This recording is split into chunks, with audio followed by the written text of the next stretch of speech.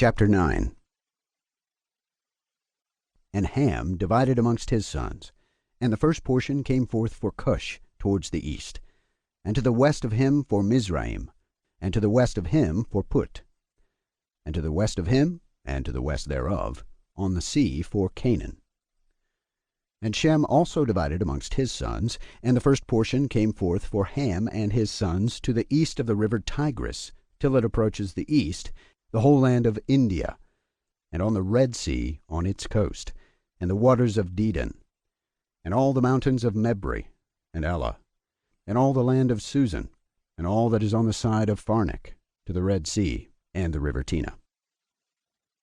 And for Asher came forth the second portion, all the land of Asher and Nineveh, and Shinar, and to the border of India. And it ascends and skirts the river. And for Arpachshad came forth the third portion, all the land of the region of the Chaldees, to the east of the Euphrates, bordering on the Red Sea, and all the waters of the desert close to the tongue of the sea, which looks towards Egypt, all the land of Lebanon, and Senir, and Amana, to the border of the Euphrates. And for Aram there came forth the fourth portion, all the land of Mesopotamia, between the Tigris and the Euphrates, on the north of the Chaldees, to the border of the mountains of Asher, and the land of Arara. And there came forth for Lud the fifth portion, the mountains of Asher, and all appertaining to them, till it reaches the great sea, until it reaches the east of Asher his brother.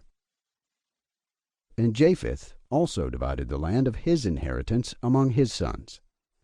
And the first portion came forth for Gomer, to the east, from the north side to the river Tena. And in the north there came forth for Magog all the inner portions of the north, until it reaches to the sea of Maat. And for Madai came forth as his portion, that he should possess from the west of his two brothers to the islands, and to the coasts of the islands. And for Javan came forth the fourth portion, and the islands which are towards the border of Lud. And for Tubal there came forth the fifth portion in the midst of the tongue, which approaches towards the border of the portion of Lud, to the second tongue, to the region beyond the second tongue, to the third tongue. And for Mesech came forth the sixth portion, all the region beyond the third tongue, till it approaches the east of Gader. And for Tyrus there came forth the seventh portion, 4 great islands in the midst of the sea, which reached the portion of Ham, and the islands of Kamaturi came out by lot for the sons of Arpachshad and his inheritance. And thus the sons of Noah divided to their sons in the presence of Noah their father.